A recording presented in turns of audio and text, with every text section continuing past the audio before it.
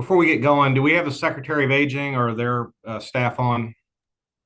Good morning. I'm Jenna Crawley. I'm the Deputy Secretary for Aging, and Secretary Roque will be joining us momentarily. Okay, so we'll do the prayer and the meeting minutes, et cetera, and then we'll go right to you. Okay, that sounds great. Thanks so much. And we do have a couple of other team members on the line. Wonderful. Thank you.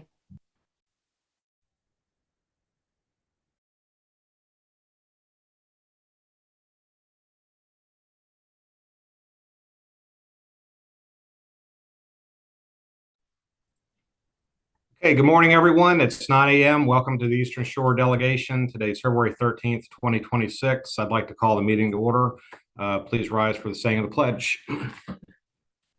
Pledge allegiance to the flag of the United States of America and to the republic for which it stands, one nation, under God, indivisible, with liberty and justice for all. Delegate Sample Hughes, would you be willing to offer prayer before we start today? Yes, Mr. Chair. Good morning, everyone. Please bow your heads. Father God, we thank you for waking us up this morning, for putting us in our right mind to be able to gather here on today to work on policies and work on items for our people, as you have done so much for us. As our dear friend Richard Colburn used to say, you've been better to us and then we've been good to ourselves. It's something like that. But Lord, we just want to say thank you for all that you have done for us. And we know that you'll continue to do. And this Eastern Shore Delegation meeting, may it be blessed, may it be of sound mind, so we can make good decisions again for our people. And this, in your name we pray. Amen. Amen. Members, could I get a motion and a second to approve the February 6th minutes? So moved. Second. Okay, motion passes.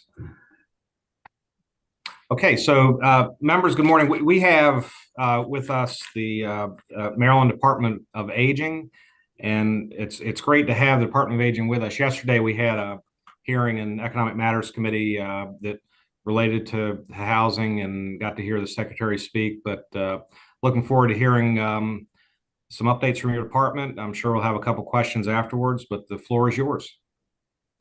Good morning, and thank you for allowing me to be here to speak with you this morning. This is Secretary Carmel Roque, and I am assuming you cannot see me. My technology is blocking me right now, but I'm trying, and I may be able to get in there where you can see and hear me, which would be lovely. We are so pleased to be able to talk with you today. Here we go. Okay. Let me just turn off all my other technology.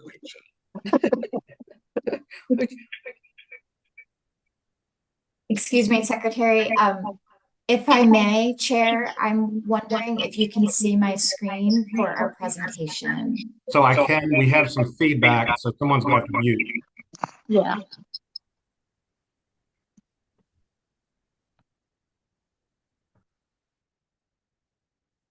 Yes, we can see. Is that better? No.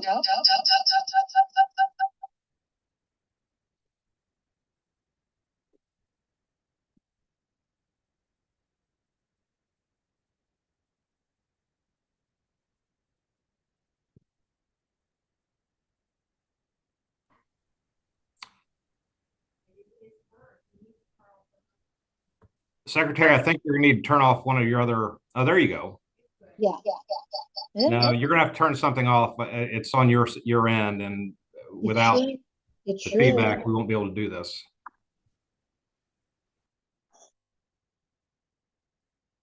Here we go. Powering on. How's that? Try it again.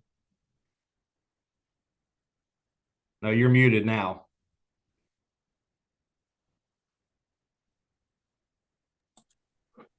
How about now? Now we've got it. Good morning. Oh, good morning. You all are so wonderful. I was laughing with my team right before because we were on a different Zoom, and I had 4 different wonderful pieces of modern technology going at the same time. So now we're all together. Let's get started. I also have with me Deputy Secretary Jenna Crawley, and I believe you can also see Assistant Secretary for Planning, Liz Woodward, and our Assistant Secretary for Grants Administration, Eloise May. I cannot see all of you, so we're just going to go for now. Okay, would you start the slides, please? So, good morning. As you know, I am Carmel Roque, the Secretary of Aging, and I'm really happy to be here to talk to you about the wonderful Longevity Ready Maryland plan. At MDOA, our mandate is very clear. We are to care for those older people living in our state today, and we are to plan for the needs, challenges, and opportunities of older people tomorrow. And we are navigating a very profound demographic change right now in Maryland. It's one of those things where it sort of has creeped up on us and you don't feel it happening. But the truth of it is all of us are aging. And in our state, we are a rapidly aging society in that our older population is growing faster, actually, than many other states in the nation. We're also navigating a time when there are really significant changes that are occurring at the federal level around safety net programs that impact older adults in our state. But you know, we aren't just thinking about what are we going to do? What are we going to do now? We really are trying to be active in our approach to things. And so this is why we came up with building the LRM plan to really think ahead for how we're going to prepare Maryland for longer lives. So our vision at the Department on Aging is very simply, we want all Marylanders, but we want older Marylanders in particular to be able to live their full life course, which we now know can go up to 100 years. It's not unusual now to hear that someone's had their 100th birthday. The president does not write you a letter anymore. You do not get to go on TV. Your family gives you, the candles, you blow them out, and you go on to perhaps live to be over 100. So this is becoming more of a norm. And because of that, we want to make sure that our health, our wealth, our connection to our community, and our sense of worth and value in our society lasts those full 100 years. So we are the designated state unit on aging, and we're required by statute to accept grant money for serving older people, both from the state and from the federal government, and we are required to plan, create policy and legislation, and advocate for older Marylanders.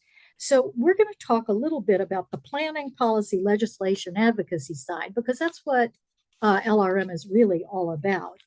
And also, more specifically, we want to talk about how that impacts the Eastern Shore. So when I say population disruption, what I'm talking about is this issue of falling birth rates, massive changes in our immigration laws, and also the fact that older people are becoming a greater part of our population. So when you look at 50-year-olds, and I know people who are 50 are like, I'm not older, I'm not older. I'm 70, and I keep saying, I'm not older, I'm not older. I'm not entirely sure when we become older, but we do know just statistically, demographically, and the way things play out in our society. If you look at the 50-year-olds in our state who will be the 60-year-olds in 10 years, that's 37% of our population. That's a significant group of people. So we know that in a very few years, 18-year-olds will actually outnumber the 60. 60-year-olds will actually outnumber the 18-year-olds. And right now, they're pretty evenly matched. So the whole population profile has really shifted. So we're going to show you a few population slides. And on our website, and I would love for you to go to the LRM website or the Department of Aging website and click on the LRM data. What you'll see is we have a dashboard with wonderful information for all of you, but we have a slide that actually moves this along, but we have to show it to you one chunk at a time. So this is 1990, and this is what the counties looked like in terms of their population over the age of 50. So Jen, you want to move it forward? So here's 10 years later, and Kent, Dorchester, and Worcester County joined the club in terms of the population growing to more than 35%. That's the dark color that you see on your screen. Next slide. So here's 2010. More of the shore has a population where 35% or more over the age of 50. Next slide. And here's 2020. So this is a way of just illustrating that now in the state, particularly though in our rural counties, the population has aged very, very significantly. And I know all of you know that because you live in those communities and you represent those communities. So in 2030, that's 4 years from now. You know, I'm starting to talk in terms of that's 4 years because people think 2030, and that sounds like a long time for that's 4 years from now. This is what we believe the map will look like. And you can see that we have counties, Caroline, Talbot, Queen Anne's, and Worcester. And when I went there was 800 students for the whole school, and now there's 600 students. Hello, we hear somebody. So now we have counties with 51% of their population over the age of 50. So this tells us that we really need to be thinking about how are we going to meet the needs of these counties, and we need to be thinking about a 21st century approach. We can't really continue to use last century's policies, programs, and funding to meet the needs of the growing population. So Longevity Ready Maryland plays a pivotal role in addressing both the opportunities and the challenges, because we know that older people are significant contributors to their communities. And in July, Governor Moore signed the state's first comprehensive 10-year multi-sector plan on aging. And it also includes our 4-year state plan that we prepare for the federal government every 4 years on aging. So this is a very bold, data-driven plan that looks across all of Maryland and looks across all of the life course and says, what can we do? What can we plan for that will ensure that older people live and thrive in Maryland for their full life? So we've really set an example, and I'm proud of this, in including our federally required 4-year state plan in with our Longevity Ready Maryland. We were the first in the nation to do that, and it's being considered a best practice. So what we're clear about is that we in Maryland, we're going to take care of ours. And we're going to do that in ways that make good sense and that plan for the future, and that we aren't going to wait for there to be federal programs or policies necessarily, because we really don't know where all of that's headed, to care for our older adults. We gathered input from all across the state when we put this plan together. I don't want anyone here to think that the folks in the Department on Aging all sat together and said, oh, this is what's good for people. We firmly believe nothing for us without us. And that meant that we went across the state and talked with literally thousands of older Marylanders, their caregivers, providers, people who are in state and local government, the community, local community commissions on aging, all of those folks to get a sense for what did they think was important. And that's what we used to base our plan on. In fact, one of our in-person town halls where we had 100 stakeholders participate was in Salisbury at the university. So we wanted to make sure that this was a plan that very specifically looked at the wide variety of the wide variation across our state, and not leave out, particularly not leave out our rural communities. So we learned some really important things, and from that learning, we created these 4 EPIC goals. And they include building a longevity ecosystem, promoting economic opportunity, preparing Marylanders to be able to afford to live that longer life, and hopefully to live in Maryland for that longer life, and to optimize health, wellness, and mobility. And these are ambitious goals. These are 10-year goals. These aren't tomorrow we're going to go out and all of this is going to suddenly happen. These really are setting a direction for the state. And this Longevity Ready Maryland plan, it's designed to be a dynamic document.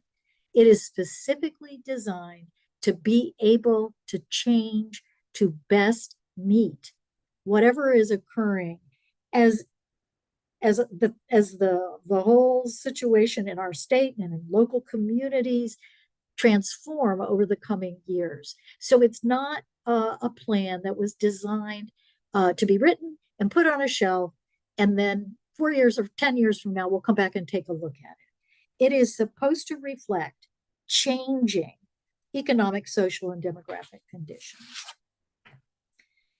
And we have we're really looking at this to ensure that the plan stays relevant.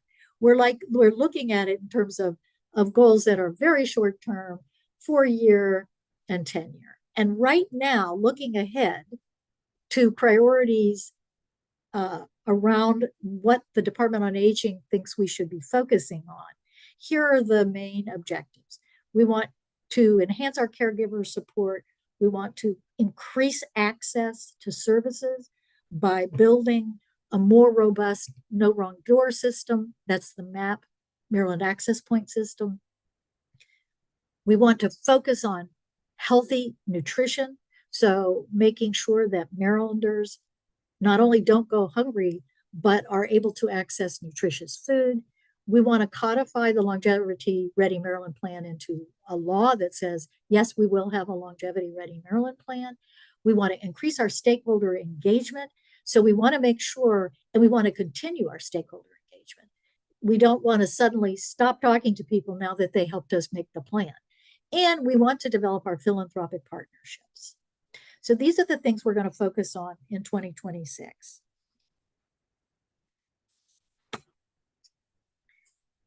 So our Longevity Ready plan, it actually encompasses 78 specific recommendations. And we know that we're not going to be able to highlight all of those recommendations for you. So one of the things I want to really suggest, and I know you are very busy, and I know some of you were working late into the night receiving testimony.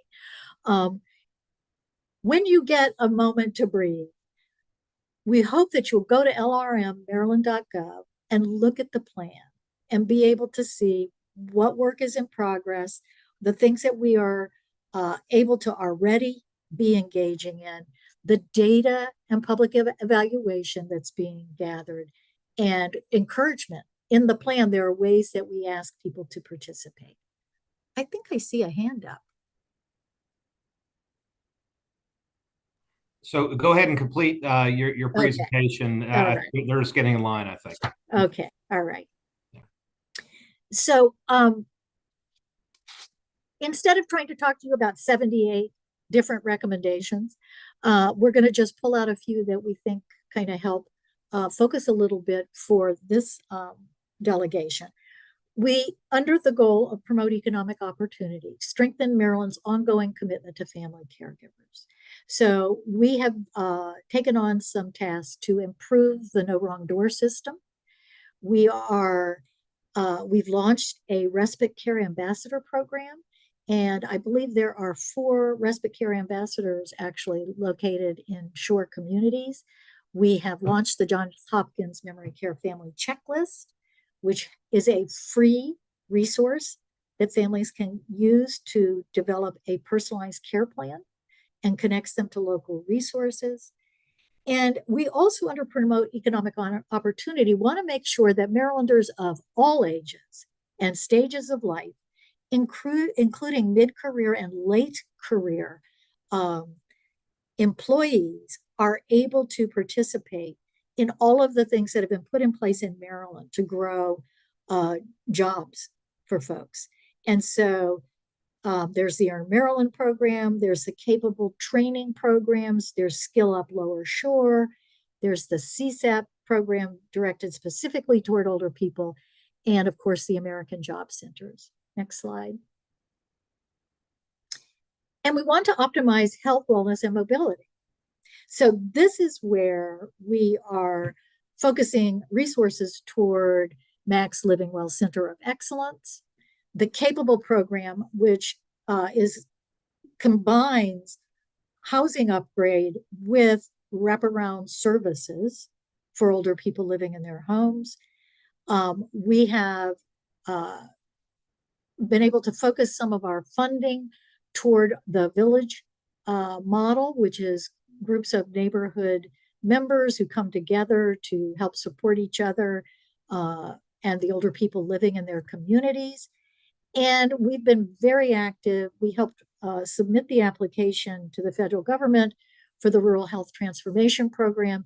And we are very focused on ensuring that as those funds get delivered in Maryland, that they include serving the older adults who live in rural communities. Next slide. So the last thing I'm going to talk to you about, very, very high level. We've had multiple briefings on this at this point and hearings on the Longevity Ready Maryland Act. So the idea in the Longevity Ready Maryland Act is to say that Maryland will always have a multi-sector plan that addresses the needs and challenges of older people. And it makes the role of the Department on Aging more robust when it comes to planning and policy work. It expands the role of the Maryland Commission on Aging so that we have more folks in that commission, and they are tasked with advising and prioritizing for what are the most important high impact things that the Longevity Ready Maryland Act should be looking at and that the Department of Aging should be implementing.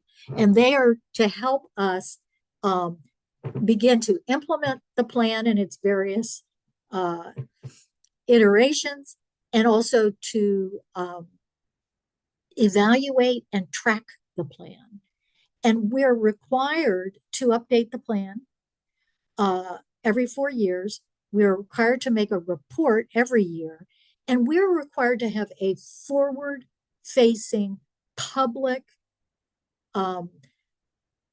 dashboard or mechanism for tracking what's actually happening in the plan, so that it really goes to this. It's a dynamic plan, and we're to be looking at, is Maryland as a state moving forward to prepare for and to care for older people? And are the things that we're recommending, being suggested, working with our local entities on, are those things having the impact that we hoped that they would have? Next slide.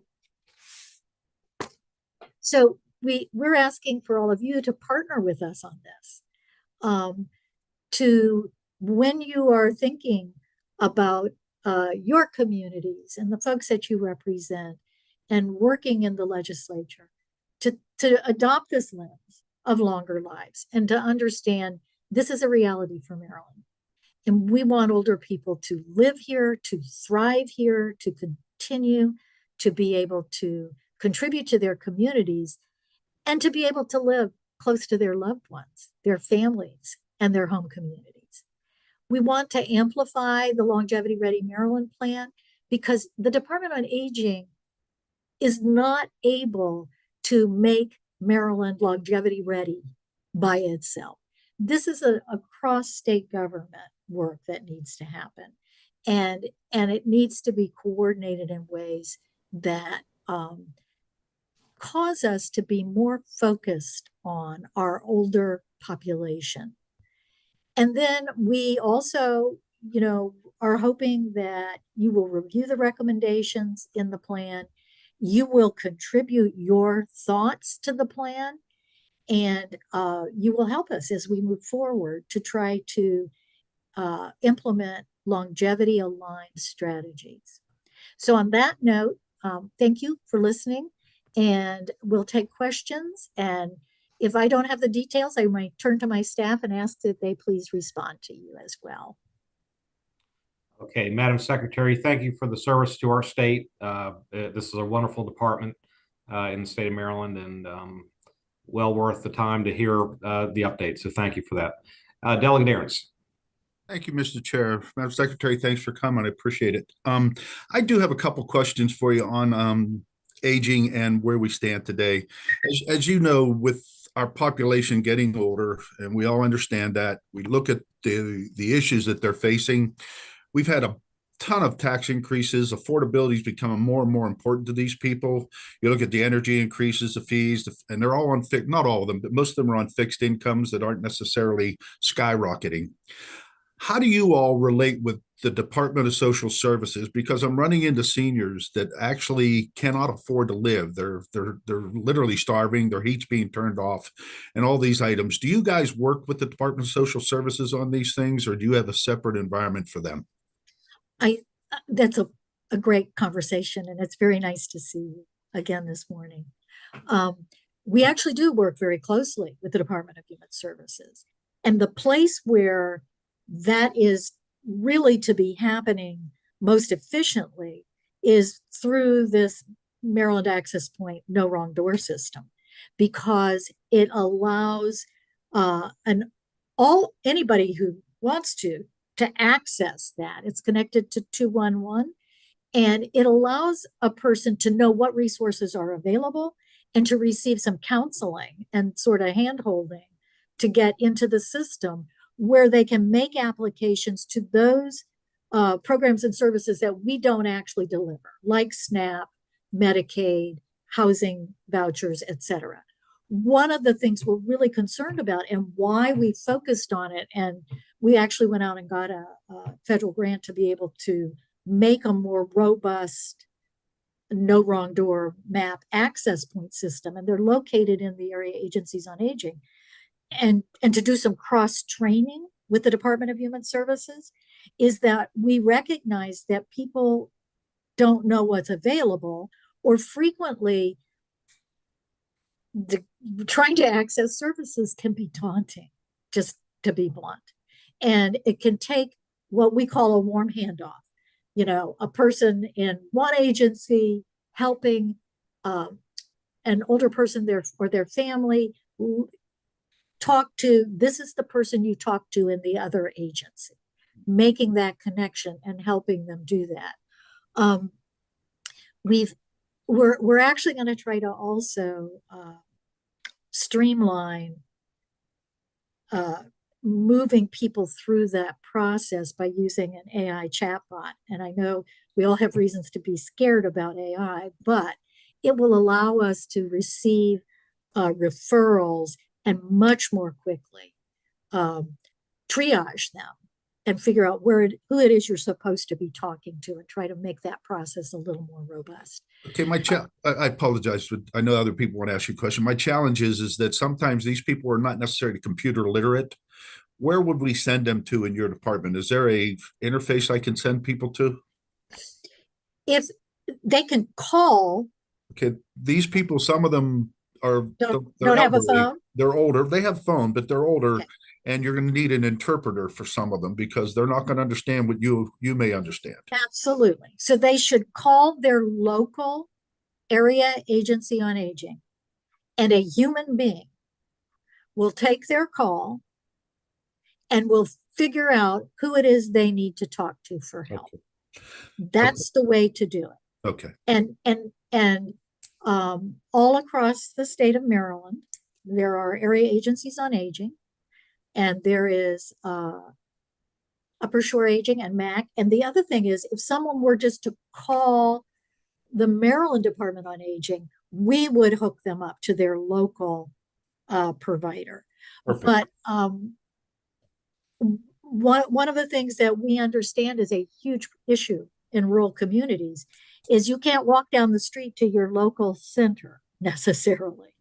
And so even making the connection can be challenging.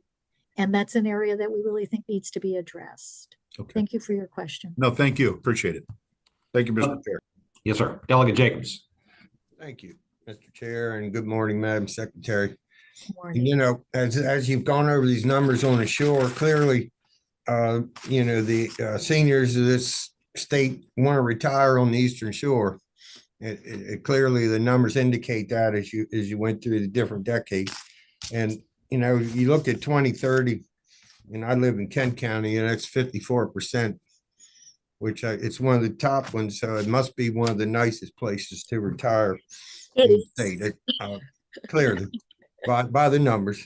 Right. But one of the issues that is as people age longer, they get to live maybe 100 years old, and they have a certain amount of funds they've saved for, you know, when they get older, the possibility of assisted living, and you know, with the aging longer, they run out of money. They're in assisted living, they run out of money.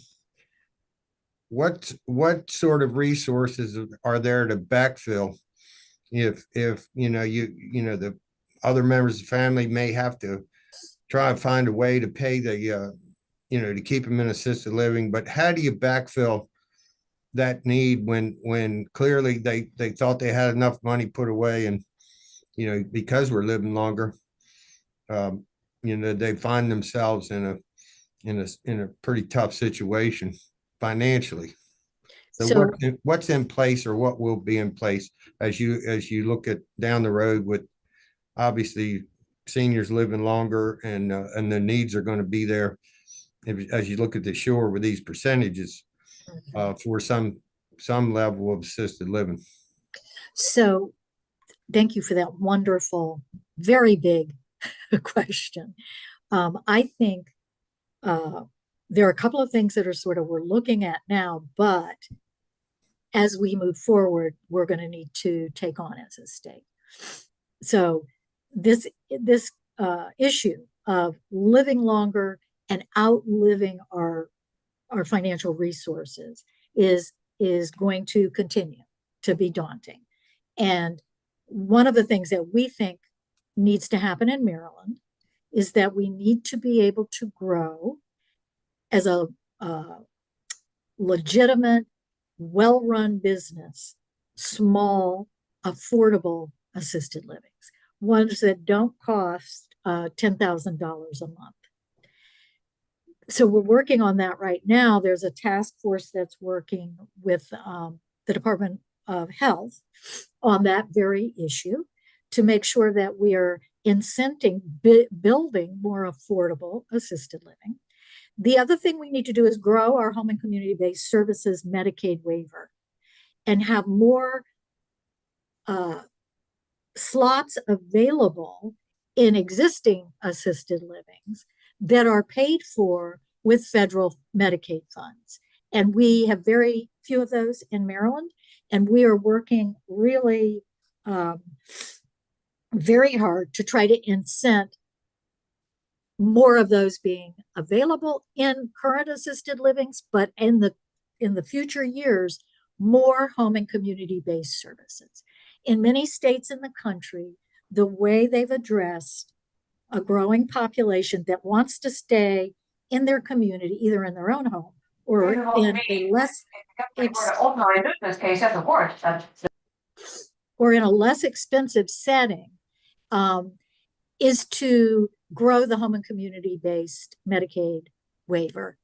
And it is far more money is spent on nursing home, Medicaid nursing home beds than on Medicaid covered assisted living beds, which are far less expensive and even more less expensive, and is the choice most older people want, is providing home and community-based services.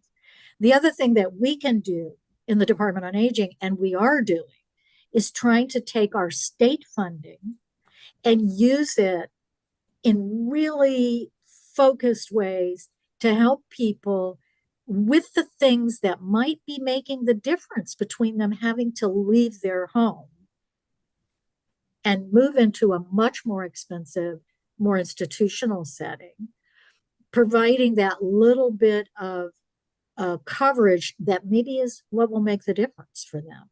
So there's a whole range of things that kind of have to happen together to move us forward. I hope that answered some of your calls. That's somewhat helpful, but just so you understand, if you apply for a Medicaid waiver, to navigate that system, it takes so many months to get there. A lot of people will be dead before they ever get there. And so it's that, the time it takes when, some people, find themselves in a financial situation where their money just ran out and the options are very limited, but yet the time to navigate this is problematic. So I don't know what can be done there to resolve some of that, but that's some of what we're running into. And it looks like, as you look at the numbers going forward, the percentages of retirees on the shore, it's going to be a bigger problem. I couldn't agree with you more. And that is exactly the issue that we have a work group that we are doing with the Department of Health, Long-Term Care Services and Supports folks who administer the Medicaid waiver, to really talk about the fact that people sort of languish and, in fact, to your point, may pass away before they can get services. And we are very concerned about that. And we are working on that right now, because we've got to close that timeline somehow and make this a much more efficient entry point for older people, and also as we go forward to actually better serve them. So it is a big issue. It's one we're paying really close attention to. And we understand we don't have control over it, but we need to influence the Department of Health, basically, to be able to make that system more efficient and effective, and to leverage the resources we do have in the Department on Aging, either through the Maryland Access Point as we're trying to move people through the system, or being part of the one-stop application process, or actually finding ways that people can be maintained in the community while they wait. So those are all of the strategies that we're addressing right now. All right, thank you. Thank you. I don't want to take up any more time. I appreciate it. Thank you very much. Okay. Delegate, may I, Chair? Delegate Sure. Jacobs, we would love to have conversation with you offline about this, because I sense that you probably have some good feedback and ideas for us as we're working in these work groups on this issue. I'd be happy to have a conversation. Thank you. That'd be wonderful. Thank you. Okay. All right, members, as we try to stay on agenda, we've got two final questions. Delegate Hutchinson. Thank you, Mr. Chair. Two things for the Secretary. Nice to see you. One, I just wanted to bring to your attention that there's a bill that Senator Mounts and I have filed that may be of interest. It's House Bill 1151, Senate Bill 611, and it's around Medicaid reimbursement for hospice care. currently right now, Medicaid Here, reimbursement. Medicaid does not reimburse room and board, and that is leading to end of life being done in skilled nursing facilities, going back into the hospitals. I actually have a meeting with Chair Bagnall, Chair Lopez on Monday about this to see whether we even need the legislation, and we can do it through a letter to the department. But I just wanted to bring that to your attention. I think it's an important bill for our aging population. may I ask if you all have engaged with the Serious Illness Council on that bill? Have not, but thank you for that advice, and we will do so. Yeah, Thank you. let me make sure you do that. So my question actually, though, is you go back to the numbers, the aging population maps that you've done, and I'm on the health committee, so I've seen this before, and it's really popped in my mind. Is the aging population a result, obviously, yes, people want to come to the Eastern Shore to retire, but it's consistent throughout the state. Is it a birth rate issue? Is it an out-migration issue that the younger population doesn't want to live in the state of Maryland? And do you have any sense of how we're comparing to other states, particularly those around us?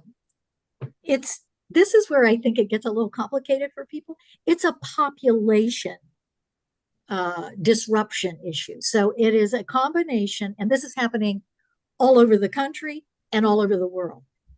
Birth rates are falling. Lots of reasons why that's happening, but they are, and it's consistent. It's not like an anomaly, a blip. They've been falling and they are continuing to fall. People are living longer. It's literally the great blessing of modern medicine and sanitation and environment that's allowed human beings to live longer into our lifespans. And so people are just literally living longer, and more people are living longer. So it isn't just that some people are living these longer lifespans up to 100 years. It's that more people are coming into life across midlife and into late life. And this is what has caused this blossoming of older adults. It's going to continue because those same people, the folks that, we know we had this massive baby boom generation, of which I am part, but the baby boomers had children who are now living much longer, and they're having children who are living much longer. So we are going to see a population overall that just continues to be made up of more older people and fewer younger people. Great. So, and we compare to the rest of the country in that we are not the fastest growing. There are some states, Maine, I believe, is the one where their population is already, pushing close to, 50% of the population. And the other piece I want to stress is it's not just overall, it's which part of that older demographic is aging the fastest. And in Maryland, it's the people over the age of 85. And that's when you're most likely to need resources. So Thank you. Thank you for your help. I appreciate it. Okay, last question as we get ready to go to the next panel. Delegate Sample Hughes. Thank you, Mr. Chair. Thank you, Madam Secretary, for being here today and for all of your efforts that you're putting in for our aging population. All of the questions that were answered asked by my colleagues, I concur. Those are the daily questions that we receive from citizens around housing and many other things. 2 questions for you. I wanted to ask, is your budget level funded this year, or have you suffered cuts over the years as you are trying to work through these channels to provide programming? The second item I wanted to get your opinion on is I have a bill, House Bill 945. It deals with the Department of Health notifying the nursing homes excuse me, back up. So it requires that the Department of Health, anytime that they receive complaints from nursing homes, for them to communicate with our local health officers. Too often the state is involved and our local people have no idea. Do you believe that with our area aging agencies, that they should be a part of that as well? So we have a whole continuum effort of the locals knowing what's going on in our long-term care facilities? Thank you. So to the first question, our federal budget has been level funded, which means that it's not keeping up with the needs that are growing. So that's happened on the federal level. On the state level, our budget actually is decreased this year, but that's partially because we had 2 federal grants that ran their course, and we are very actively, as an agency, always going out and seeking additional federal funds. So we were able to do that with our caregiver funds and our no wrong door funds. And so that'll be a continuous process. But this year, 2 of those grants expired. And of course, we've run through all the COVID money, and we've been able to spend all of that money very effectively, but it's gone now. So that impacted our budget this year. So in that sense, we're flat funded in that we don't have new additional funds, but we also have lost some funding. To the question of how the area agency should participate around complaints in nursing homes, the ombudsman is housed at the Department of Aging. It's a separate agency, but inside of ours. And those local ombudsmen are the ones at the local level that are more aware of what's actually happening at the local nursing homes. There are issues of privacy that have to be addressed, which is why we don't necessarily get informed when a complaint is made. And I would want to know a little bit more about how all of that would work. So I'll dive into that, Bill. Thank you for bringing that to my attention. I do know that one of the things that we want to have happen is that when older people are living in institutional settings, they do not become invisible to all of the other folks in the community who would be concerned about what is happening with them. And that kind of happens because of the system that's developed for making complaints that flows up strictly through the Office of Healthcare Quality and to the state, and does not necessarily have a local component to it. So the ombudsman is the place where really the individual resident's voice is heard. And if they give permission, the ombudsman can share that information with the local area agency on aging. So that's kind of where we are now. Okay, thank you so much. I appreciate it.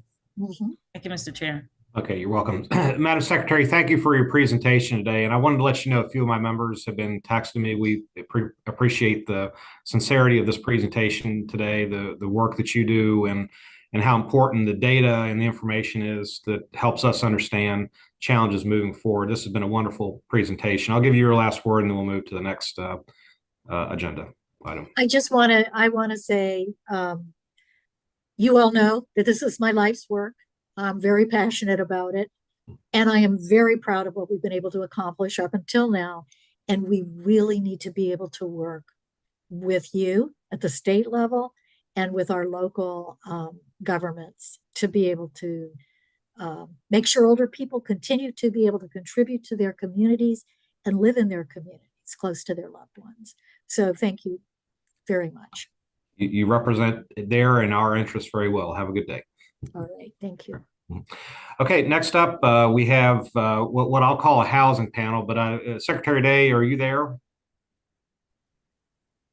I am. Okay, good morning to you. So before we get started, my thought on this was to have you and 2 allied partners with housing kind of present together. However, I want to, in the interest of your time and availability, if you want to present, we'll open up Q&A from members. We can do with that if your time's in need of that. Otherwise, in theory, we could let you present along with the other 2, and then perhaps have questions on the subject of housing generally. So I'll leave it to you how you'd like to pursue that.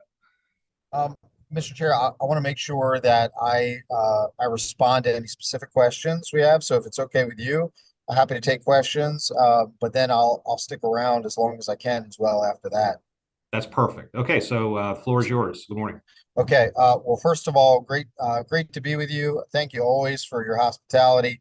Look, you can tell I'm mobile as I traverse our state, but look forward to getting back to my home, our home, beautiful Eastern Shore very soon.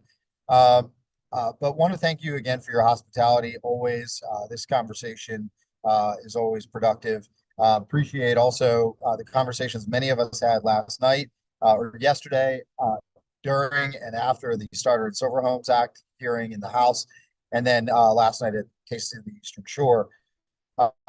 So look, I won't belabor the point. I think you all know it, but the underproduction of housing is universally seen as affecting economic growth. And Maryland is an outlier, an extraordinary outlier in just how bad a job we have done since 2008, building appropriate housing to respond to market demand. And the housing crisis is of course, hyper-local issue, but it's also one of state public policy importance. And it's one that solutions, and yes, there are going to be multiple solutions needed for collaboration between public, private, and nonprofit sectors. We are taking steps both during session and outside of session to reflect how seriously Maryland is confronting this challenge. During session, there are 3 housing bills: the governor's housing package, the Transit and Housing Opportunities Act, the Starter and Silver Homes Act, and the Housing Certainty Act, which separately address what I would call low-hanging fruit of transit-oriented development, producing potentially 7,000 homes on 300 acres of state-owned land adjacent to transit stops. 2, the Starter and Silver Homes Act, which addresses the regulatory framework that we have created that outlaws the housing that people love and housing that people need, particularly for young people and seniors, and also would create an estimated 9,300 new housing units every year, in addition to the current approximately 18,000 that we produce every year. And the Housing Certainty Act, which I think does 2 things. One, it addresses Maryland's relatively unique nature as a late vesting state, and introduces certainty into the investment market for housing, but also just is a government fairness principle that for me just irritates me to think that we do business in this way, that people can play by the rules and then still have their rights denied. This year's steps builds on 3 years of work by the Moore-Miller administration, starting with the Housing Expansion Affordability Act, as well as the Community Development Finance and Renters' Rights and Stabilization Act, and the housing package last year, and the housing executive order issued by the governor, which includes housing production targets, the housing ombudsman, the improvement of state permitting, the dramatic, I think, improvement of state permitting from agencies that have a role in approving housing. And I also want to note that we have kicked things off again, as I said, Thursday with the Starter and Silver Homes Act first hearing in the House. And ultimately, I want to remind people that, left, right, and center, Harvard Center for Joint Center for Housing Studies, UCLA's Lewis Center, the National Housing Crisis Task Force, the Mercatus Center, Cato Institute, American Enterprise Institute, all seem to agree that there's a couple things that every state should be doing. And this falls into the category of one of those things that every state should be doing to address the housing crisis. And in fact, they all agree with what Shane Phillips termed the trifecta, or the 3 legs of the housing affordability stool, which is supply, stability, and subsidy. And we get into debates often about what will solve the housing crisis. And the reality is many things will solve the housing crisis. There is no silver bullet. We have not proposed a silver bullet bill. But if we don't act now, we will never get out of the crisis. It takes a long time for permitting improvements and regulatory improvements to take effect. The last thing I'll say about that before getting into sharing some numbers with you is just that it is imperative that we recognize that this is affecting Maryland families all over the state, and that every jurisdiction has to play a role in resolving this crisis, but the scale is going to be different in every jurisdiction as well. It will require continued nuance. As a experienced planner and as a trained architect, I can tell you, it is the rules that formulate the creative solutions. And while it's important that we create a floor and address this statewide policy problem with statewide solutions, the real innovation, the great work is always going to come from our local governments. I recently was invited to participate in an affordable housing national summit for a couple of days in Washington, D.C. And I represented state governments, but local officials who were there, mayors and council members, participated as well. And we came out of there with clear direction that nationally we will continue to advance incredible solutions at both the state and local level, and that both are necessary to resolving the housing crisis. Just a couple of key findings that I'll share that were released Tuesday on the state of housing from the Maryland Realtors Association. There's also been polling released in the last few weeks from UMBC and from Greater Washington that reinforces this. But from the realtors, 9 in 10 likely voters say the cost to buy a house in their part of Maryland is too high. 60% feel that the cost of buying a home, in particular, is too much. So 9 in 10 are saying the cost of buying or renting is too high, and 60% feel the cost of buying is too much. A third say that the cost of housing has made them think about leaving the state. There is some commentary in there, and we can get into it with respect to local taxes. But again, a third are saying the cost of housing has made them think about moving from the state. Almost 2/3, 62%, favor streamlining local government permitting processes to reduce construction time and costs. Also, 54% believe that housing production goals for counties and changing zoning laws are critical to producing more housing, including multifamily housing. Housing affordability is a big problem issue. 9 in 10 voters say the cost of buying a house is too high. That's a 6-point jump, by the way, from 2025 and up 33 points since 2020. Additional findings include that with inflation trailing closely behind, now their number one issue, the number one issue of likely voters in Maryland is housing costs. I also think it's important to note that 79% of likely voters in Maryland are saying their local officials are not doing enough on housing affordability. A couple other things that I want to point out before I open for questions is from the Comptroller's report, recent findings. This found that households are increasingly strained by housing costs. 66% of voters said there that the amount in rent and mortgage is causing a significant strain on their personal budgets. And it's also worth noting in that study, Maryland, similar population to South Carolina, was producing about the same amount of housing units per year in 2010. And today, we're producing about 18,000 housing units per year. South Carolina, through regulatory reform, is producing 45,000 housing units per year. That has caused an increase in rental availability. That has caused a slight increase in rental vacancy, although demand remains high. And that has resulted in a steep decline in the rates of increase of rents in South Carolina. We can look to other states that are trying to beat us at how they're beating us. And I'll remind us all that we are at a competitive disadvantage given our geographic shape. Maryland is anywhere you're in Maryland, you're about an hour or less away from a neighboring state. And so the policy framework that they create and the competitive environment that they create produces a disadvantage for us if we don't simultaneously address this. I'll note in closing that Governor Shapiro of Pennsylvania today announced additional regulatory relief for housing production across Pennsylvania. So we're seeing it from our neighbors. We're seeing it from states like Texas and Florida and South Carolina that already have high demand and high rates of production, and they're getting better at it. They're not staying static; they're getting ever better at it. You know, we've seen red states and blue do good work here. Montana, from Montana to Massachusetts, and I think it's high time that Maryland takes seriously pulling the levers that we can pull, which include regulatory reform and changing the dynamic of housing production in Maryland. So eager to take on any conversation, any questions that you and the members have, Mr. Chair. And again, so appreciative of your time today.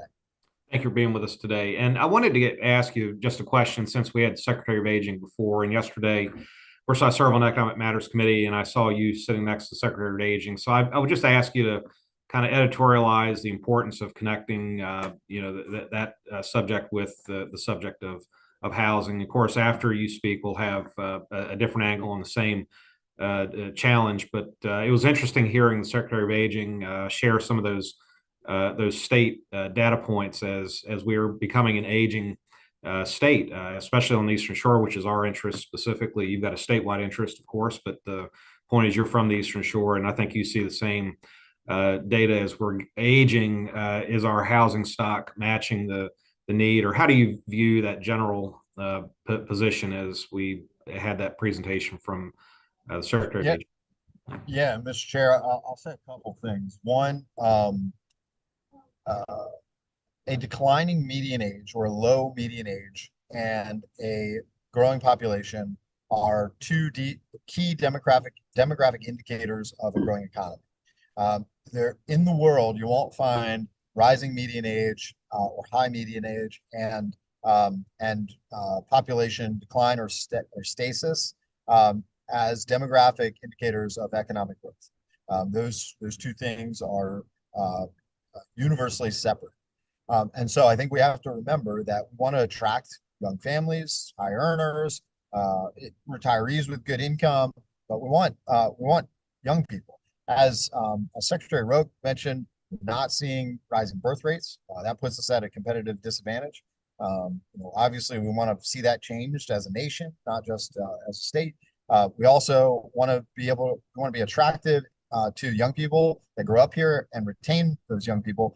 And one of the things that I'm seeing just from a population trend standpoint is that we're building a great school system, but we're raising them up, we're training them up here, and then we're sending them across the border. Maryland has not been losing jobs in the last decade and not in the last 4 years. We're losing people, and they're keeping their jobs and they're moving across the border to the places where they're building housing, and then they're paying their taxes there. They're sponsoring the soccer team there. They're going out to dinner there, and that stuff kills our economy. That stuff kills our border communities like my town and other places. So I think that's important. The other thing I'll note is I just left a room full of a packed room of seniors in Anne Arundel County and had breakfast with them this morning. And one of the questions I got asked there was, what will this do for us? What will this legislation, the Starter and Silver Homes Act in particular, do for us? And I will tell them the same thing I'm going to tell you, which is that at the later stage in life, that as people become empty nesters, look for single-story dwellings, don't want to live in the big home that they raised their kids in, that we need to have housing product available for people to move into, and that's not just about the silver home aspect. That's not just about enabling the people that have paid for and invested in our communities to stay there. It's also about that young person that's ready to have kids or ready to get married and is looking for more house, and ensuring that that we are creating the next opportunity for young people to stay by opening up that larger home to the next family. Housing markets are dynamic, they are fluid, and it is important that we create opportunity for home ownership and for the next family to move in. And the key to that is enabling building the type of housing that we used to build a lot of and that we've made illegal in many places. I've got a question from Delegate Groist. Thank you, Mr. Chairman. I'm prepared for this one. Yeah, you probably know what the question pertains to, I'm sure. Obviously housing is a challenge, it's strange in Maryland. It seems like our population trends are trending down. So it seems that looking ahead into the future, given that trend, hopefully, the supply of housing will, as it relates to the demand for housing, will find some sort of equilibrium naturally and on its own. But this bill that you guys have, I know that internally within MACO, within the Maryland Municipal League, there's been a lot of challenge and a lot of discussion on whether or not they want to support or not support a bill that's going to take away their local zoning control. Um, and I guess at the end of the day, and it's been historic both for MML and MACO over time, is that they've conceded local control for a couple reasons. One, they don't want to make too many waves because at the end of the day, you still have to cross those bridges. You don't want to burn them. And then two, they want a seat at the table throughout the entire process in regards to possible amendments and that sort of thing. But I can tell you that most of our, at least on the Eastern Shore, most of our local elected officials don't like this. And it's a trend. I mean, we saw it with Planned Maryland. We saw it with tier mapping. We saw it last year with solar. Now we're seeing it again with housing this year. Over time, and this is what I'm hearing, what's the point in having local elected officials if the state's going to come in with a heavy hand on a very consistent basis? And it seems like it's happening now. This is 2 years in a row. Before it was maybe once every decade. But we're coming in with a heavy hand and saying, you know what, because you guys aren't doing a good enough job building houses right now because we're in a crisis, and it seems like a short-term solution to me. This is what we're going to do, whether you guys like it or not, because this is what you guys are doing now, and the way you guys are planning for your own zoning and your own growth isn't creating the outcomes that we want. So now we're going to go in with a heavy hand and take away a certain element of that local control. So, I was hoping that you can at least comment on that and at least give you the opportunity to sort of defend this bill. Yeah, Delegate, happy to. I thought you were just gonna say preemption and I was supposed to say property rights, but Oh, no. I missed that opportunity last night. I messed that up. Sure. Right, Yeah, preemption. yeah, property rights. Yeah, I think look, there's lots of consternation and conversation. I don't want to use Mako's executive director's words against him, but Michael Sanderson said something at the table yesterday that I thought was important, which was, look, Mako's favorable with amendments, and we put forth our amendments. We speak as one, and the collective of MML has done the same thing, and we speak as one voice. MML supports with amendments, and Mako supports with amendments. There, as a former MML president, I can tell you, there's going to be debate, and you're right that debate won't just happen in closed door. It'll spill out, and there will be outliers.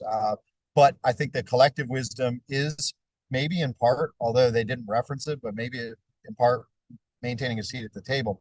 I think it's also the same wisdom that I've heard from the mayor of Cleveland and the mayor of Kalamazoo and the mayor of South Bend, Indiana, and leaders across the country. And they say the same thing, which is there is a role to play for state policy on land use. That's why state land use power is a state power. It is not a local power. We generally delegate it down to the local level, and we do that for good reason. And I fundamentally agree with those reasons. We also delegate that power down even further to design solutions at a property level. As a person who has spent their life in the design fields, what I can tell you is that it is, and it is true of architects, planners. It is the rules that that create the environment for innovation. In architecture school, we were never given a problem that had no boundaries, that had no rules, that had no limitations, that had no challenges for us to work through. That enabled the best solutions. Now, what I will tell you is this has to be a dialogue. I got a today after the hearing by a representative of the brick industry, and he said your bill says there can't be any design standards, and design standards kill the brick industry because the first thing people want to do is strip away our material and you're going to kill the brick industry. And first, I let him know that the city of Westminster had put forth an amendment that we adopted wholeheartedly that reintroduced design standards. All it says is that you can't use it to effectively deny something that would otherwise be allowed. So you can't say you can't do a smaller home because of the brick or because of the material, which, you know, that's the problem with certain rules, setbacks, design standards. It's the effective abuse of those things. It's not the rules, it's the effective abuse of those things. And so the intent here is to make sure that we correct and amend. It's why we accepted most of MACO's amendments outright without even modification or compromise, most of MML's without modification or compromise, and the remainder I am confident we will work through on compromise, which I couldn't say about the Housing for Jobs Act last year, for example, or the Housing Expansion Affordability Act. There's a lot of great feedback we've learned.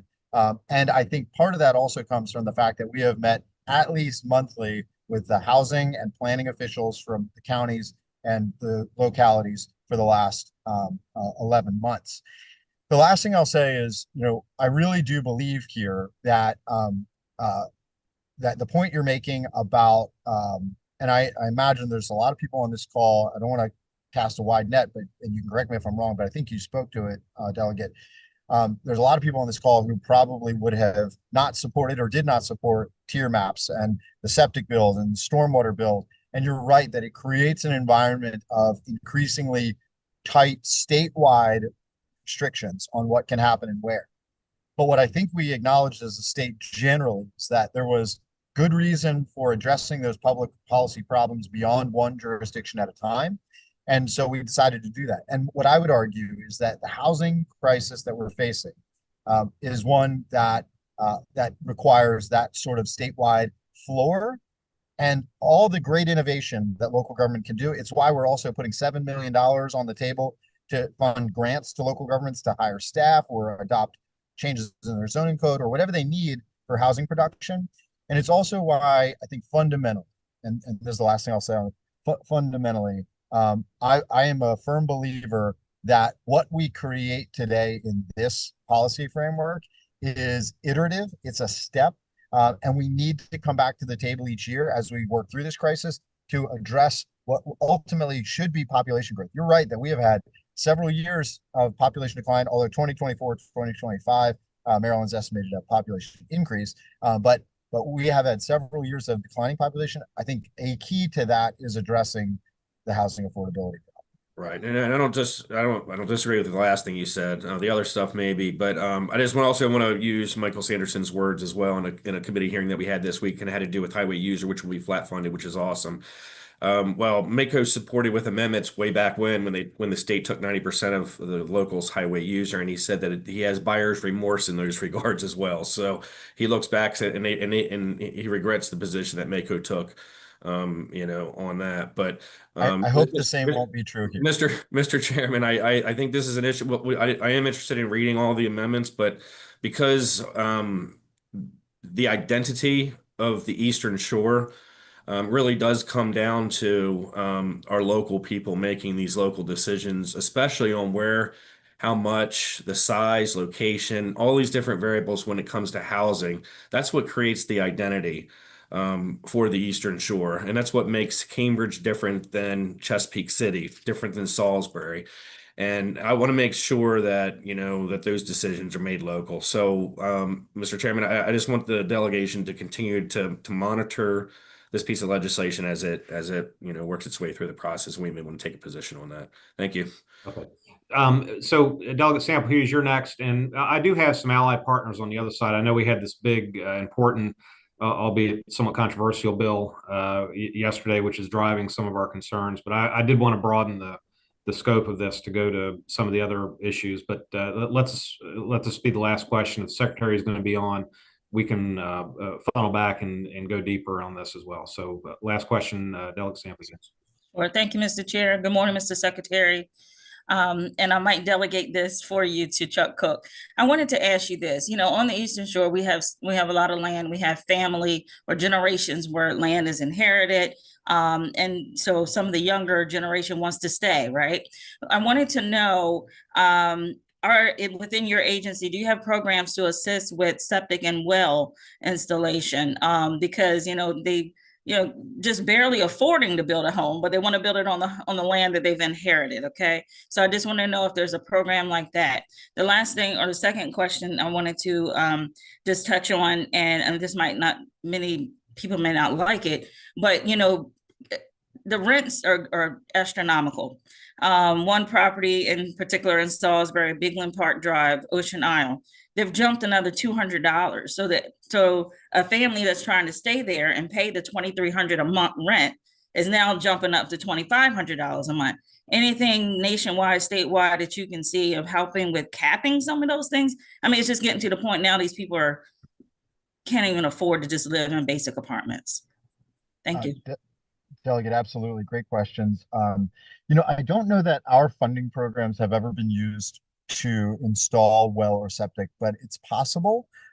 We have a program called the Local Government Infrastructure Financing Program, which has supported local governments. We finance infrastructure projects and capital equipment purchases. We can finance anything, frankly. It's very different from MDE. MDE is very much water quality focused, and we don't have the same standards. Now, obviously, we have to comply with, and of course, would comply with all the technology requirements. But in terms of funding prioritization, we can fund anything. So we could fund small package plants. We could fund expansions of wastewater treatment or water treatment, and we often do. And in fact, generally speaking, it's the lower shore that is the best user of those funds, particularly Somerset County and Southern Maryland. Somerset County, St. Mary's County Sanitary Commission, and municipalities are usually the largest users of those program funds. Certainly happy to work with you and your team and Chuck, and introduce you to Charlie Day, who's been running that program, for no relation, by the way, for many years. And happy to talk through this and see whether or not there's a way, because I think I understand what you're asking, and I'm just not sure. Residential, yes. Yeah. So Okay. happy to work through that with you.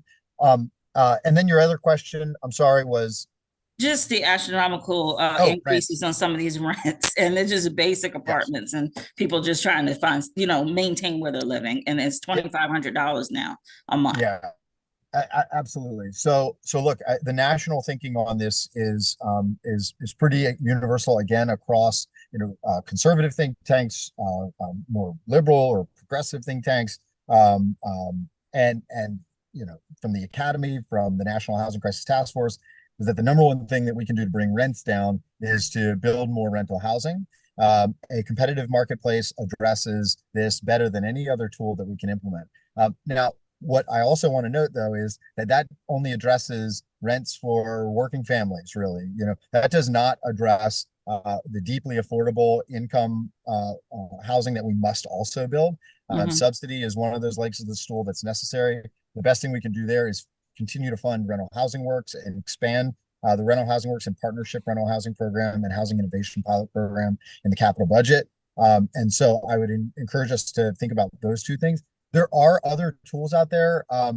There are jurisdictions in Maryland that have adopted rent stabilization, so capped rents for periods of time.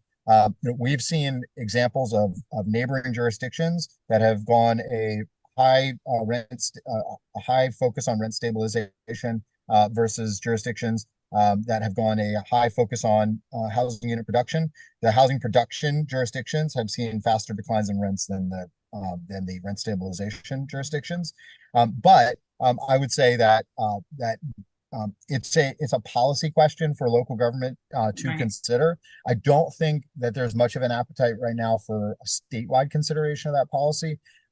But again, we believe that there's a combination of subsidy programs and significant supply increases that would have a really meaningful effect. Okay, thank you so much. Absolutely. So, Mr. Secretary, thank you for the presentation today. Housing is the number one issue. I truly believe that, and it's good to hear your updates. And of course, government, if there weren't controversial subjects, we wouldn't need elected officials, and that's not the case. And I certainly understand the nature of the problem and your approach. So if you're able to stay on, great. If you're not, we certainly understand that as well. Before, when I put the agenda together, I was thinking a different path here, but let's go down that different path, and hopefully you can hang out. Next up is Wicomico Habitat and Diakonia. And Molly, wonderful to see you. I don't if you're on. Hi, everyone. I know in the essence of time, I have like 5 pages. So before you start, Molly, before you start, we've got a full 30 minutes to do this. We do hit a hard stop at 11, which means actually 10:50. So we have time for you to make a presentation and terrific. Do what you were hoping to do here, and look forward to hearing from you. Terrific. Well, thank you for this opportunity. And for those of you that don't know me, I'm Molly Hilligoss, CEO of Habitat for Humanity. This week marks my 11th anniversary serving Habitat here in Wicomico County and Somerset County. We also serve Somerset. So today I'm representing all 4 Habitat affiliates, and that would be Habitat. I'm going to start at the top. The Susquehanna serves Cecil and Hartford. Habitat Choptank serves Talbot and Dorchester. Soon they're going to be acquiring Caroline and Queen Anne County. We're serving Wicomico and Somerset, and then the Worcester Habitat serves Worcester County. So collectively this year, we will sell 25 affordable homes to families that earn between 30 and 80% of the area median income based on their household size. Also collectively, we will preserve homes for our older adults that are trying to age in place. We are on pace collectively to complete 85 of those critical home repairs. Our agency alone will do 57 this fiscal year. So we have 4.5 months left, and we are knocking it out of the park. I'm so excited to be able to do that important work. The one item that sets us apart from the other habitats on the Eastern Shore is that we partnered with DHCD this year with the Community Schools Rental and Utility Assistance Program. We received $450,000, and in 3.5 months, we expended the entire grant. We served 121 families with rental assistance and security deposits, and 50 families with utility assistance, for a total of 171 families served. Unfortunately, we had to deny 460 families. So I think that the need for affordable rentals is enormous. I just cannot state enough how desperate, the desperation of the families. It's getting worse, and I'm very, very worried because it's not just a housing crisis right now, as you guys are aware.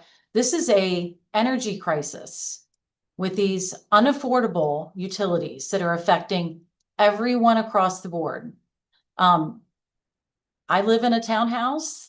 My personal utility bills went from $250 last year to $550 a month now.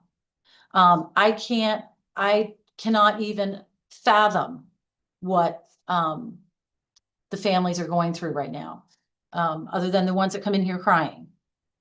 All right, I digress. To do what all the habitats do, we leverage state and federal programs such as AmeriCorps, Community Development Block Grants, Home Funds, SHOP Funds, USDA 502 Direct. Those are on the federal side.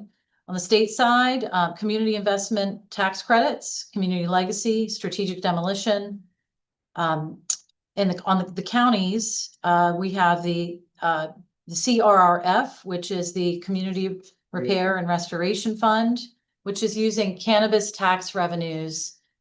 I believe we are the only affiliate right now utilizing those funds specifically for critical home repair projects. We also are very grateful to the Rural Maryland Council. All of us are dipping into down payment assistance programs, mostly from the Federal Home Loan Bank of Atlanta the set-aside programs. And there are a few of us that are starting to work with the state on the Uplift program. But overall, the biggest roadblock for us is unlocking capital. We absolutely need to see more capital dedicated to building the supply of affordable and attainable home ownership. And I'm going to give you guys I reached out to the Coastal Association of Realtors to give you some perspective. You probably know Hunter Isaac.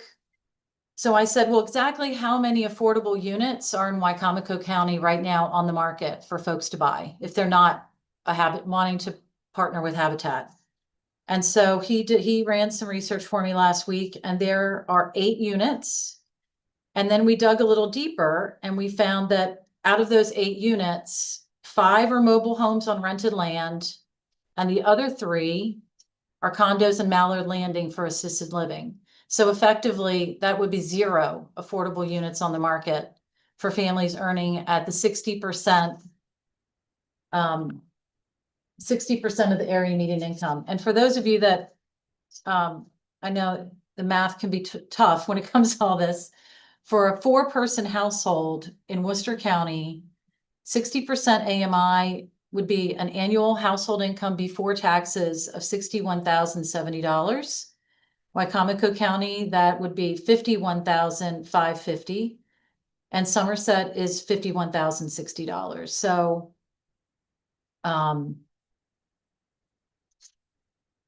it is really hard for someone earning $51,000 a year with the high rents to be able to save for a down payment. Let's face it. Habitat right now, we are the only game in town to help families. And we have got to figure out how to unlock more capital. Currently, we are part of the 4% of builders that are building starter homes. So 4% nationwide of the homes are under 1,200 square feet. And so this starter and silver home initiative, we 100% support. In fact, I really appreciate the setback changes in those bills because it will allow us to be able to acquire more infill lots, to be able to build homes that are perfect starter homes. The cost for us to build a house right now, the last 2 homes that we built and sold were around 1,200 square feet. Our hard costs were $198,000 plus the cost of the land, plus the permits, plus the overhead, plus my construction manager. So that it is not affordable to build affordable homes right now. So we really need more, we need more help in unlocking the capital. Currently, we have a grant through the Rural Maryland Council to help us close that gap, and we will be doing we are doing deep subsidy down payment assistance. So, for example, the next 6 houses that we'll be selling, the families will be receiving a subsidy of anywhere from $50,000 to $80,000 in down payment assistance. We are required to sell the homes at fair market value. So these are homes that will be sold at $250,000. Their mortgage that they'll get from a regular bank will be for about $150,000, and then we'll fill in the gap. And that's how we're doing what we're doing. But we need to scale this. This week, I spent time along with my other Habitat affiliates at Capitol Hill. We met with Senator Van Hollen, the Alsabrooks office, and Congressman Andy Harris. And we pitched different ideas, such as, Fannie and Freddie could be expanding the opportunity for more affordable housing in terms of packaging loans that could be resold on the secondary market. Again, unlocking capital is the key. All right, let me pivot to what I'm seeing as water and sewer challenges. So we would also like to expand our work in Fruitland, Pittsville, Willards, and Delmar. But I'm hearing resistance due to capacity of adding more EDUs. So that is a speed bump to production and increasing the supply. I need your help in figuring out how we can add more capacity to the municipalities. One concern that was just brought to my attention is that the Bay Restoration Fund appropriation for wastewater was 50 million last year, or this year. And what's in the budget for FY27 is 0. So I'm not sure why there would be 0 appropriation when there's clearly a need for enhanced wastewater improvements. You guys can figure that out. But there are earmarks available through the federal government that need local and state match. And I think that Baywater Restoration Fund could possibly work, but that's, again, you guys can figure that out. I'm figuring out how we're going to come up with more capital to build more affordable homes. So as you can sense, I'm getting very anxious because the need is just so great. There is one piece of legislation that offers a glimmer of hope, and that is the Building Homes Act, HB 805. This is enabling a legislation statewide that would provide a tax credit for nonprofits selling affordable dwellings. This would allow for the assessment of the long-term affordable home loan at the mortgaged loan amount, not the assessed value. This ensures that low-income buyers aren't cost burdened and discourages flipping. So I don't know that that has been cross-filed in the Senate, but again, I've signed on to, along with the other Habitat affiliates statewide, for the Building Homes Act, HB 805. And lastly, we would appreciate state and municipalities to donate land to the habitats or to put in a receivership program so that we could purchase those lots to build on, whether we put them in a land trust or create land leases to keep them in perpetuity affordable. That would be another solution. And the last thing, we also support the Housing Certainty Act, expediting permitting and ensuring that approved projects are not blocked by newly elected officials when the projects have already been approved. So I know personally, we've invested over 50,000 in the plans for two homes in Salisbury, and thankfully that's not blocked, but that's a lot of money for a nonprofit to invest in the the pre-construction.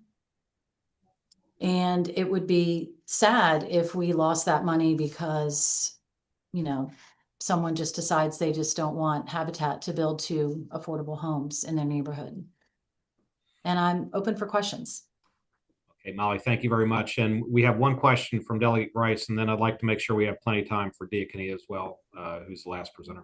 Yeah, I'll be very brief. I know I was actually in the building industry for probably 20 years or so, and in local government, well, state and local government for the last 20. And if you're talking to some of our builders on the Eastern Shore, especially the ones who build, your standard 3-bedroom, 2-bath on an acre. I mean, that's sort of your cookie cutter affordable house on the Eastern Shore. And what they're telling me is, it costs anywhere between $50,000 to $100,000 before they even start, before they break ground because of like new impact fees, excise taxes, the sprinkler mandate, all these new energy codes that they've had now that they didn't have, a decade ago, site regulations, permitting fees. I mean, you name it, it's a long list of all these new costs that's associated with building a house that they didn't have, 10, 15, 20 years ago. We're seeing the exact same thing. I mean, 10 years ago, our cost of construction, the exact same house that we built last year. We built it for 100,000 10 years ago. So for sure, absolutely. So we need to take a look at some of these things, and hopefully we can convince some folks to scale some of these mandates back. I would presume, and I think, for example, the sprinkler mandate, it should be really up to the owner of the house to decide, if they want to pay for that or they don't. But anyhow, nevertheless, that's a discussion. But I think that's something that we're not talking about in Annapolis right now is the cost of, reducing the cost of homes. I mean, our biggest expense is everything from the HVAC, the plumbing, the electrical, all of those things have doubled.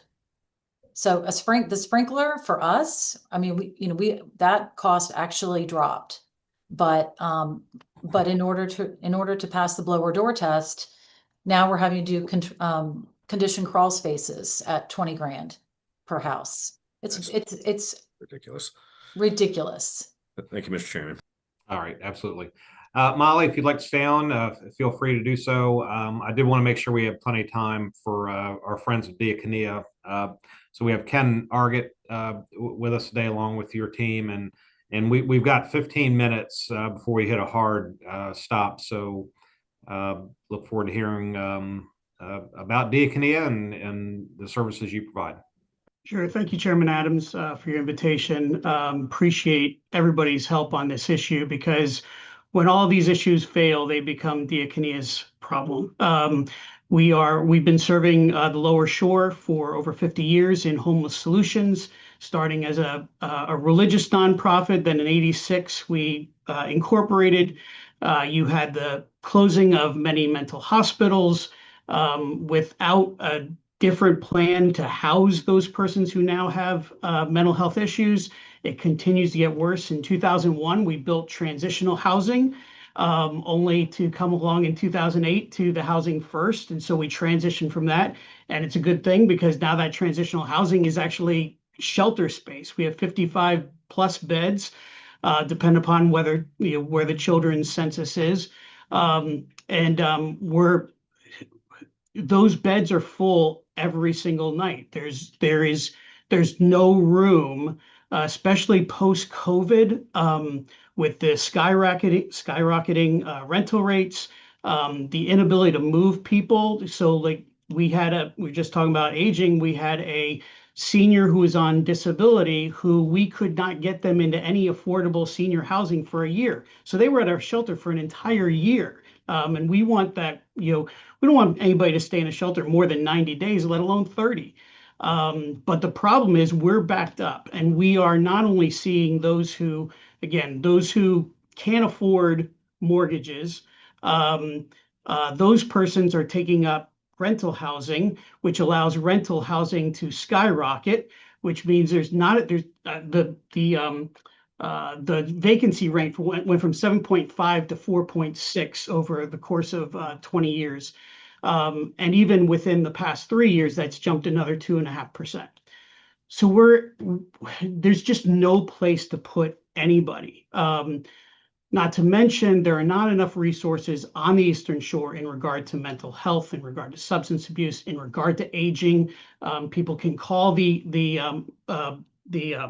Maryland Access Point, but when it comes to those agencies that could help, they're filled to the brim. The nonprofits right now on the Eastern Shore are cringing, because we continue to get state and federal funding cuts. The Lower Shore through the COC every year has been decreased in the funding for shelters, for outreach. In fact, to do our outreach, we had to turn to the opioid restitution fund to do homeless outreach, because most of the people we encounter have some kind of addiction. So we've had to get very creative in the way that we help. But one of those creative ways was for us to build our own housing. Let's just put 42 affordable housing units on a new property, which was donated to us. But then it took us 3 years just to get the EDUs for phase one, and we still don't have the EDUs for all of phase two, which would be the actual apartment buildings, and that'll be a lot. So there are a lot of barriers. All of them shift downward to the people who can't afford anything. The ALICE, which is asset limited, income constrained employed people, we have 40 to 60% of the Lower Shore falls in that range. So that's like almost half of everybody can't afford to live with all the cost increases that they have, which then in a lot of ways just causes people to give up. And so by the time they come to us, they're frustrated, they're upset. There's no, they have indeed gone through all the resources that are available. And sometimes even we don't have a bed for you, which is why we started the outreach in the first place. So we've encountered 381 new homeless persons on the lower shore this past year through our outreach team, where the pit count was only 68 for the entire 2025 when we did the pit count. It is difficult, and we're looking for solutions. Most of them are about building more housing everywhere, because that helps everything. But a lot of the details, and again, we're a low barrier shelter. We take anyone, we don't discriminate. But those persons who are coming to us have severe mental health issues that are not being able to get into outpatient treatment. If you've ever tried to schedule a mental health appointment, you might get one 3 months from now. The resources are just drained here, and it's becoming more and more difficult to provide the help that we need. So we have made sure that all of our staff is peer support trained. We're going through the certifications to make sure that while they're not mental health certified, they are the closest thing to it, because that's all that's available. Those costs continue to rise as shelters. Our utilities go up the same as everybody else's. And even things like when someone can't take care of themselves, we even tried to get a nurse to come in. Nobody will pay. You can't pay home health care to come into a shelter. It can only be done for an actual residence. So we can't even have people like nurses come in and take care of the people who need help. So those persons find themselves with no other options. Nursing homes are only taking people on a limited level. And if you're one of those persons, well, you can't quite take care of yourselves, but you don't have a medical issue, then those persons are not able to find a place. For assisted living is $5,000 a month in most cases here in the Salisbury area. We're at a crisis where we see the continued changes and cuts, and we are thankful for those partners. Secretary Day, I know you're working on this. Senator Carozza, Representative Hartman, thank you for your support on our new community building project. But it's going to take a lot to continue to make up the difference from where we are and where we need to be as a community. Okay, Ken, thank you very much. Senator Carozza, good morning. Good morning. Thank you, Mr. Chair. Thank you to all our Eastern Shore partners this morning. We've been presented with some very serious information and the immediate challenges that we're facing together as a delegation. And I think that we have to recognize that at every level, municipal, county, state, federal, the fiscal budget challenges are there. So, in the end, budgets are about priorities. So, kind of hearing, some of the specifics today is very helpful. But I actually want to ask, I hope, a good news question of Ken. And I think it's something that we all need to think about when we think about our partnerships in meeting our challenges, whether the partnerships are with, government, nonprofits, and the private sector. And Ken, what I'd like you to comment on, and you touched on it, but I'd like you to flesh it out a little bit for the entire delegation. But when we work together and we're able to secure funding in the governor's budget for the expansion of Diakonia, there was a key element to that, I believe, when we had the conversations with the administration, and that was the support from the private sector, that we were able to show that we weren't just coming to the state government, that we had, through a kind of relentless, educational campaign, really, Ken. When I saw some of the people that have now been contributing to Diakonia, there was an education part with, how you're serving veterans, how you're serving, and that it's not just for the immediate, how you're trying to transition them to independence. So I'd like you to comment in a little bit more detail about how you built that private sector support. Sure, thank you. Especially the Ocean City area, the businesses in the Ocean City area for which we've been largely right here, the outpouring is excellent. What held us up to a great extent was they want to know, if we contribute the funds, is the state going to contribute funds? Then the state would ask, well, we don't want to contribute funds until we know so there is this dance that you sort of had to go through. And now that we finally reached the place where, okay, we have the EDUs, we have everything ready to go. We have and now, especially with the idea that we are in the governor's budget, already we've seen $1.2 million raised in the community since that time. So, sometimes you just need the promise that, yes, we're going to be on board with this. I guess where I'm going, Ken, and I'm pushing this a little bit for a reason. Sure. Part of this is, there might Diakonia, we know, takes care of our homeless. We know that. But there's so much more to Diakonia. As far as, what you're doing is, head and shoulders above, I think what everybody else is doing. I might be biased there. But my point is you focus on the transitioning to getting, to the independence and, the way your teams go out in the community, where you're trying to connect services, the focus on the veterans. And I think that in order to continue to gain the support, especially from the private sector, that story needs to be told. Sure. Yeah. Stephanie, who is our veteran case manager, is relentless. And I think she's become a good friend of Delegate Adams in trying to move people from shelter. For veterans, there's more money through the Veteran Administration. For non-veterans, that's a different issue. But we follow them for up to 2 years after they've even been housed. You're starting with just getting the documentation and the DD-14s and all those kind of things that you need to verify, and then getting them into immediate housing, immediate shelter, and then up to sometimes 6 months until we can get that veteran into their own place. And then we're continuing to follow them.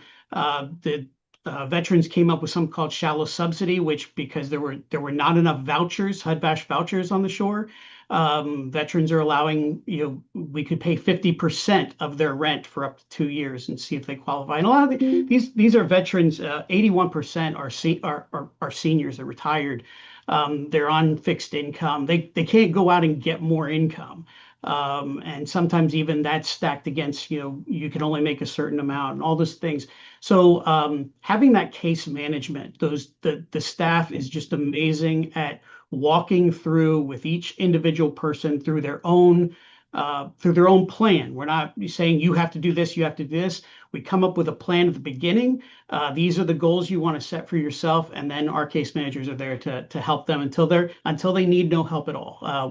And one last final, you're showing the successful transition. I think my point is, as we show the successful transition, we need to get that message out, because then it, I think, builds more support from the private sector, which then we can show that when we go to the government, whether it's federal or state or wherever, for more funding assistance, that we're not just going to the government, that we are showing that private sector support. Understood. Okay, thank you, Senator Carosa. Ken, I am a fan of Stephanie's. We shouldn't leave veterans behind, and some of these stories are difficult to internalize. But your organization, the work you do is laudable in that particular aspect, and I can attest to that. And I know that the struggle that Senator Carosa is talking about is truly the struggle about housing in general, the budgetary constraints, priorities that she's talking about. And I didn't mean to cut her off if she had one final question for you. I should just let her go ahead and do that. But I think the message that she's sharing is one that we on the entire Eastern Shore share, which is our challenges are unique. And when we talk with organizations like yours, you have this tendency to speak for the industry at large, how we help people that are homeless and in each of these individual stories. So we could have invited a number of different organizations, but for your part, Diakonia, it's a wonderful story, if not difficult to tell.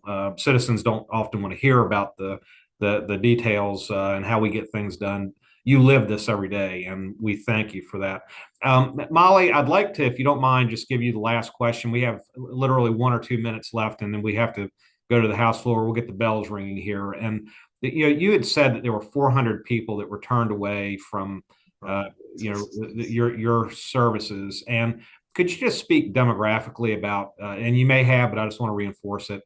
Are these all up and down the line, elderly? Are these young families, low income, obviously? But the reason I ask is just to make sure I understand. Students. These were all families that have children in Wicomico County schools.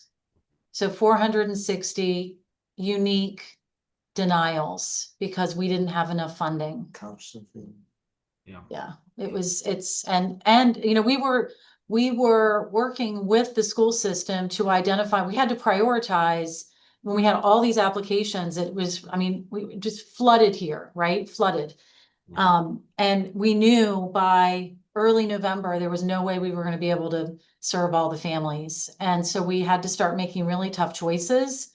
And so we had one person at the Board of Ed who would inform us if the family was a McKinney-Vento family, meaning that they were either living in a hotel or couch surfing or, doubled up with another family. They call them fit families, families in transition. But so we then had to only serve those that were fit families or had an actual sheriff eviction notice signed by the judge. And so we had a lot of landlords that were very upset because they thought once their tenant applied that they, got this kind of golden ticket because, we had over $6 million run through our organization during COVID, but we only got 400,000 this time. You can only serve so many people. And, the average amount was, the average check that I signed, 3,500 to 4,000. Yeah. Molly, the bells have rung, and if you know what that means, I know. I'm sorry. No, don't be sorry. Well, I'm happy to do one-on-ones or have another meeting with you folks, and I'd love the opportunity to talk more about the Road to Housing Act, the Housing for the 21st Century Act, how we can advocate to our federal folks and really help to solve this problem. So thank you again. Thank you. You're a stalwart, and I enjoy being on the same rotary as you. You definitely are an advocate for the industry at large, but certainly for local. Members, very quickly, federal updates. I'll let everybody just go as they go. So, Mike, go ahead. Thank you, Mr. Chair, members of the delegation. A quick legislative note, the SAVE Act, the congressman voted for this bill. As you know, it addresses verification of citizenship and the use of photo ID during voting and related issues. A community project funding process is well underway. Deadline is March 13th. If you know that anybody that's working on something, please let them know. Sooner is better. We're especially looking for volunteer fire service opportunities and critical infrastructure like wastewater. The art contest, I'll be reaching out to all of you, your legislative offices about the Congressional Art Contest. Really neat opportunity for high school students. The winner of each district's contest, their artwork is displayed in one of the tunnels under the Capitol, and a very cool experience for the winner. Of course, with citations or flags or tours or any other federal concerns, please do contact our office. We'd be happy to help. Thank you. Okay, Kim Cradaville, are you with us? It appears not. So members, I need a motion and a second to adjourn unless there's something pressing. We're really out of time. So can I get a motion and a second? Motion to adjourn. All right. Get a second? Second. Okay. Have a good day, everyone, and we'll see you next week. Thank you all.